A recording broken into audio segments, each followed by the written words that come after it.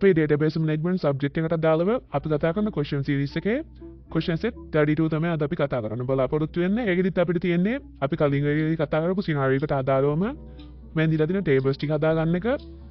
ඒකෙදි අපිට product table එක, brand table එක, GRN table එක, GRN item, stock, invoice සහ invoice items කියන tables ටික හදාගන්න කියලා තියෙනවා. ඒ වගේම හැම table එකක් හදාගන්න අවශ්‍ය instructions ටිකත් අපිට මෙතනින් දීලා තියෙනවා. අපි ඊළඟට බලමු මේවා කොහොමද අපි අපේ ER diagram වලට add කරගන්නේ කියලා. මේ විදිහට මම අපේ MySQL workbench කියන software එකෙන් අපි කලින් වෙනදී කතා කරගත්ත ER diagram එකම open කරගත්තා. ඒ වගේම ඔයගොල්ලන්ට බලා ගන්න පුළුවන්.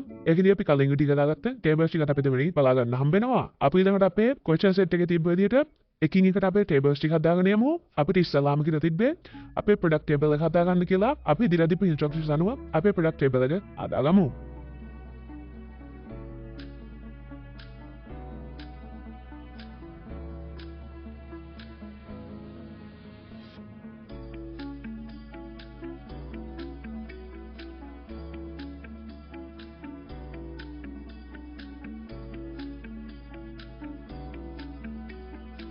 මේ විදිහට අපි අපේ පළවෙනි ප්‍රශ්නෙන් කියලා තිබ්බ විදිහට අපේ product table එකේ දීලා තියෙන details අනුව හදාගත්තා.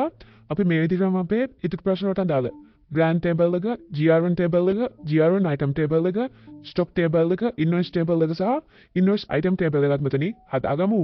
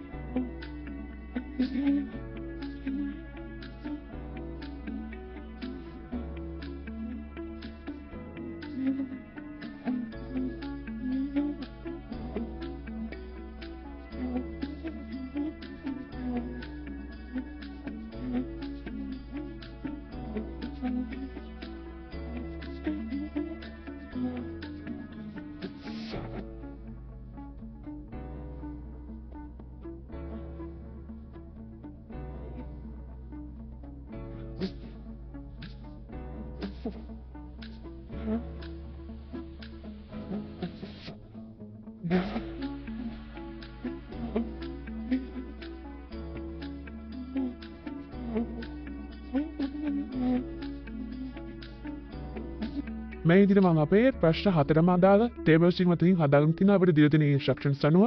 මේ විදිහට තමයි අපේ question set 32 වලට අදාළ tables ටික අපි මේකෙදි හදාගන්නේ. අපි question set 33 එකත් එක්ක ඊළඟ වීඩියෝ එකේදී හම්බෙමු.